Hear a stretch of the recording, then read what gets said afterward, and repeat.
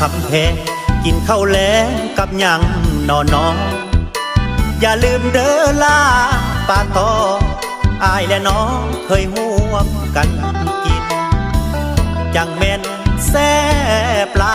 กินต้นบานกับมากัดหินอย่าลืมเด้อแก้มบินบินทางหินบ่อนเฮาเกิดมาน้องจากบ้านไปสู่เมืองใหญ่ดินแดนเจริญน้อง